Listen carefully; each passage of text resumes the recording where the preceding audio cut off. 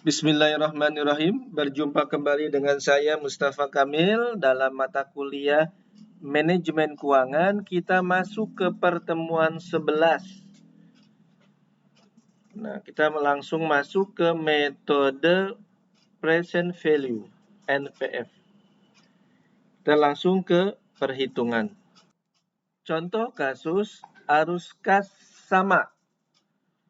Suatu perusahaan mempertimbangkan usulan proyek investasi sebesar 4 juta tanpa nilai sisa dan arus kas per tahun sebesar 1.200.000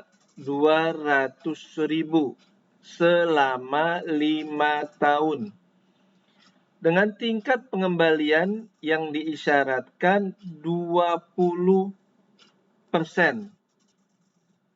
Present value dari proceed kita cari 1.200.000 dikali, nah ini 2,9906 didapat dari tabel. Ya. Tabel, kita lihat tabelnya. Nah, ini tabelnya, tabel present value interest factor for annuity. Nah, kita lihat di sini persentase suku bunga. Lalu ke bawah sini periodenya. Ya. Kita lihatnya kalau periodenya periode yang 5, kan tadi kan 5 tahun. Ya. Berarti periode yang 5. Nah, ini dia. Ini periode 5.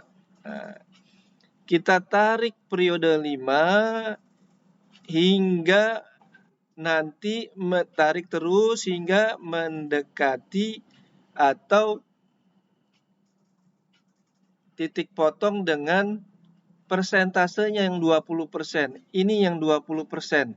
Nah, ya. Ini 20% ketemu. Nah, ini ketemunya ini. Ya. Ini ketemunya 2,9906.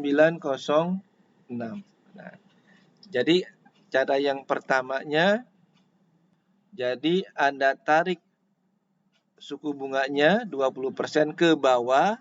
Nah, gitu. Lalu periodenya yang 5 tahun kita tarik, terus kita tarik hingga dia memotong dari yang 20%. Nah, ini didapat di sini. 2,9906. Nah, ini dia. Tinggal kita kalikan. 1.200.000 dikali 2,9906. Didapat 3.588.720 rupiah. Nah, tadi investasinya 4 juta. Present value dari outline-nya 4 juta ini.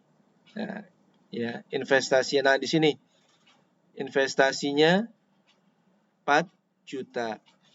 Nah, ini dikurang hasilnya net present value-nya, NPV-nya minus 411.280. Nah, usulan ini ditolak karena NPV-nya bernilai negatif. Ini negatif. Contoh kasus arus kas yang berbeda. Suatu proyek sedang mempertimbangkan usulan proyek investasi sebesar 700 juta. Dengan tingkat pengembalian diisyaratkan 15%. Nah, perkiraan arus kas per tahun ini tahun pertama 300 juta, tahun kedua 250 juta, tahun ketiga 200 juta, tahun keempat 150 juta, tahun kelima 100 juta. Nah, jawab. Nah, ini tingkat, ini tahunnya. tahun pertama, kedua, ketiga, empat, dan kelima. Lalu arus kasnya ini ya kita ambil dari soal. Nah, ini arus kasnya diambil dari soal. Ini dia.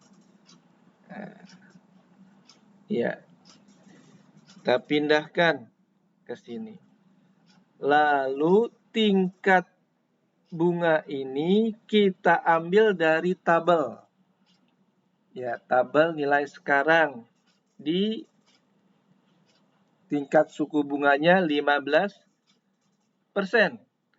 Kita lihat ya.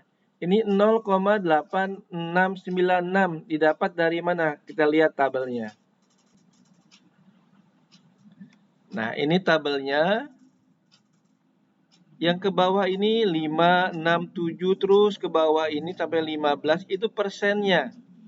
Lalu yang ke kanan ini periodenya, tahun pertama, kedua, ketiga, empat, kelima, terus sampai 11. Yang di tabel ini hanya sampai 11. Nah, tadi persentasenya 15, maka yang ini 15. Tahun pertama 0,8696, ini dia. Nah, ya ini tahun pertama. Ya. Nah, ini dia. 0,8696. Lalu tahun keduanya 0,7561. Tahun ketiganya 0,6575. Tahun keempatnya 0,5718. Tahun kelimanya 0,4972. Nah, ini semua dipindahkan. Nah, ke sini.